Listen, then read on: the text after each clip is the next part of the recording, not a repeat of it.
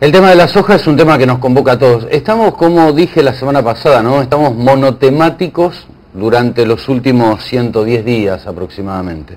Pero vamos a tratar de buscar otras aristas u otros planos u otros segmentos a todo esto de lo que es la soja.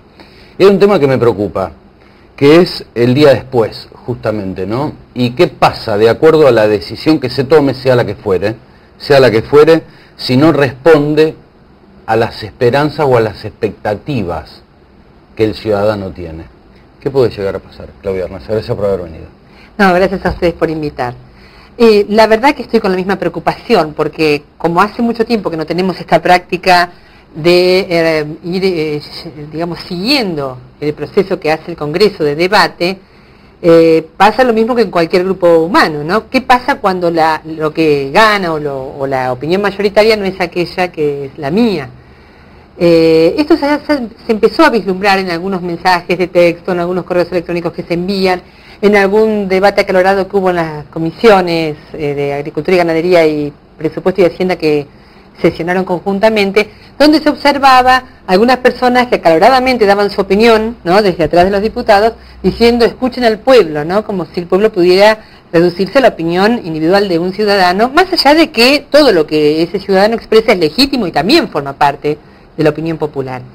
Con lo cual me parece que vamos a tener que recordar que justamente nuestras instituciones republicanas tratan de alcanzar consensos, básicamente el Poder Legislativo trata de alcanzar consensos o tramita nuestros disensos. También podemos estar en desacuerdo y habrá, esa tramitación se hará finalmente por vía del voto, donde habrá una mayoría que finalmente hará valer esa mayoría para alcanzar, digamos, el trámite parlamentario haga que uno de los proyectos sea el que finalmente sea el aprobado.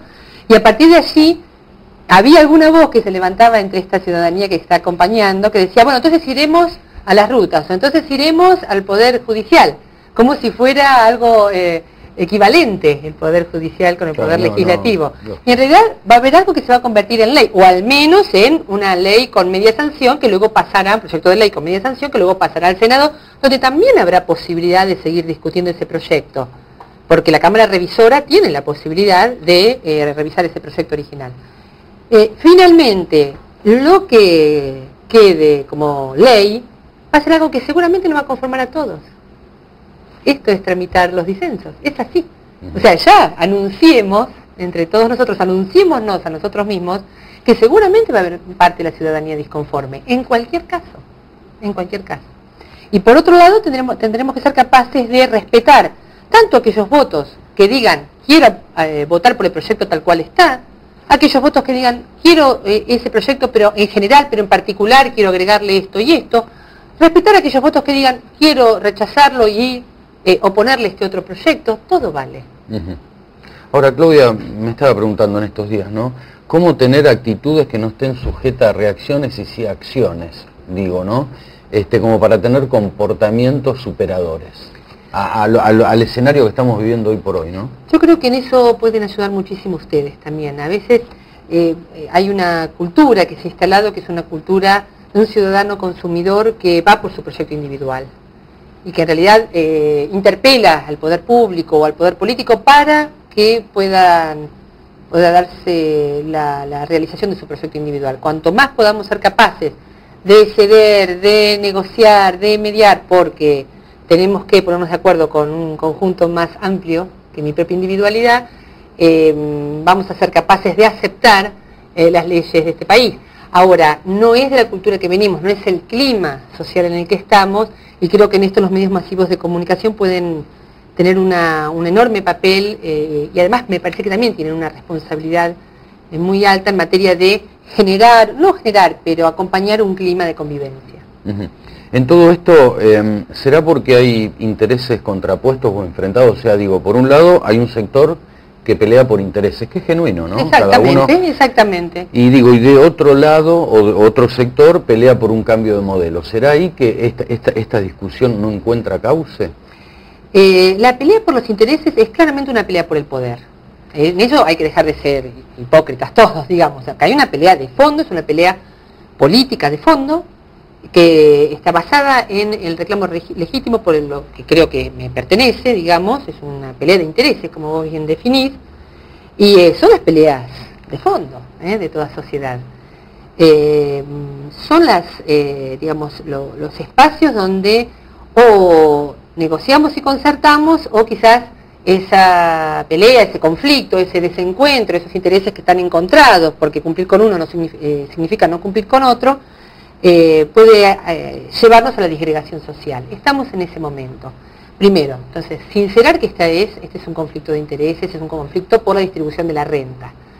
Por otro lado, sí me parece que debiera quedar claro que no lo definiría como un sector al Estado, ni al gobierno, en cualquier caso y de cualquier signo que fuera este gobierno, porque tiene la institución estatal tiene la responsabilidad de estar monitoreando los intereses en juego en la sociedad, mirándolos a todos, ¿no es cierto? Debiera tratar de no ser parte, si bien el gobierno sí tiene definido un proyecto, sea que lo haya definido explícitamente o no, tiene definido un proyecto y es el que le otorga sentidos, nortes u objetivos al aparato estatal, ¿no? Seguramente estamos hablando, ¿no? Estamos esperando una semana, la próxima semana, como una semana de muchos debates, mucha deliberación. Yo apelo, la verdad, estoy apelando mucho al diálogo, a la capacidad de convivencia, creo que eso va a ser muy importante. Voy a tratar de trabajar especialmente por esto, voy a defender políticamente, con toda la energía de la que soy capaz, el derecho de todos mis colegas en expresar su voto, sea cual fuere, incluido el voto de aprobar absolutamente el proyecto tal cual viene del Ejecutivo, porque en este momento se está desvalorizando mucho ese voto, como que ese voto ya está descalificado. Con lo cual, o sea, a paquete cerrado, decís vos. Como claro, si hay alguien que lo quiere hacer, si alguno lo quiere hacer, el conjunto que lo quiere hacer, bienvenido sea, es un voto más. Porque si ese voto ya está descalificado, quiere decir que vamos por el voto calificado. Y no hay votos calificados y descalificados, todos valen uno. Qué decisión, ¿no? Para el Congreso y el Senado también, ¿no? Sí, es una enorme responsabilidad, pero colabora mucho para recordarnos que somos representantes de un pueblo. En el caso de los legisladores nos recuerda no solo que somos representantes de este pueblo, sino que somos representantes de una parte de la opinión de este pueblo, que cada uno de nosotros tiene que representar lo mejor posible a esa parte, porque esto también hay algún equívoco dando vueltas. A ver. A diferencia del Poder Ejecutivo, que gobierna para el conjunto, los legisladores tienen que no expresan la voz de la totalidad de su población, lo cual sería imposible, porque esa voz no es homogénea, sino que cada parte de ese ágora, que es la Cámara baja, la Cámara alta, cada conjunto, cada bloque representa una parte de la opinión de ese pueblo. Entonces tendremos que hacer todos los esfuerzos por representar esa opinión lo mejor posible. Representatividad, justamente un tema, una palabra que está en juego y en crisis también. Encierra mucho futuro. Ojalá. Sobre todo creo que el futuro tiene que estar dado por la reconciliación de la ciudadanía con sus representantes, sabés que venimos de un periodo de crisis de representación. Seguro. Entonces me parece que esto podría... ¿Por qué, Claudia, eso? ¿Por qué es? O sea, ¿es por el legislador o por el ciudadano? Yo creo que hubo dos factores, si me permitís. Hubo un factor propio de la política, ¿no? Propio de los actores políticos, que fueron muy débiles en los primeros tramos de la democracia y que generaron una suerte de descreimiento o de apatía por parte de la población, que ya no vio en esas personas la posibilidad de una transformación del mundo en el que vivían, ¿no? Y por otro lado creo que hay intereses ocultos que traccionan, sin decir que hacen política, por el desprestigio de la política. Porque de esa manera, ¿no?, desprestigiando la política, se puede gobernar mejor los hilos de una sociedad. Quedan baches libres, decís vos. Sí, lógico. Gracias, Claudia. No, gracias a ustedes.